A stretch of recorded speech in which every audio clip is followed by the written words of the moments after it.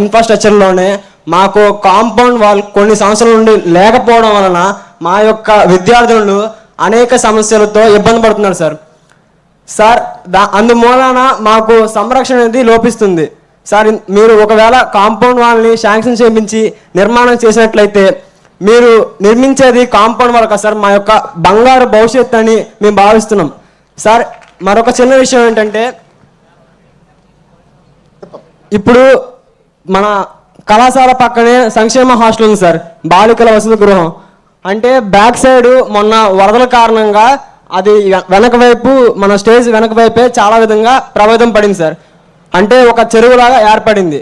అదేవిధంగా అటు అంటే క్రిమి కీటకాలు ఎక్కువ అవడం వలన, స్నేక్స్ అనేవి రావడం వలన ఇక్కడ మా అక్క చెల్లెళ్ళు, ఆ సంక్షేమ హాస్టల్లో ఉన్న మా అక్క చెల్లెళ్ళు అనారోగ్య సమస్యలకి గురవుతున్నారు సార్. కొద్దిగా మీరు దయించి ఈ ప్రాబ్లంని, ఆ కాంపౌండ్ వాల్ ప్రాబ్లంని, అదేవిధంగా ఇంకొకటి సార్, పక్కనే బాయ్స్ హాస్టల్ ఉంది సార్. అక్కడ ఆ బిల్డింగ్ ఎప్పుడు పడిపోతుందో అనే భయాందోళనకి మా అన్నదమ్ములు అటువైపు ఉంది సార్. అంటే మా అన్నదమ్ములు అంటే బిల్డింగ్ ఎప్పుడు పడిపోతుందనే భయాందోళనకు గురవుతున్నారు సార్. సార్ కొద్దిగా మీరు దయించి మా యొక్క సమస్యలు పరిష్కరిస్తే మేము ఇంకా బాగా డెవలప్ అయ్యి చదువుకుంటూ మీ స్టేజ్కి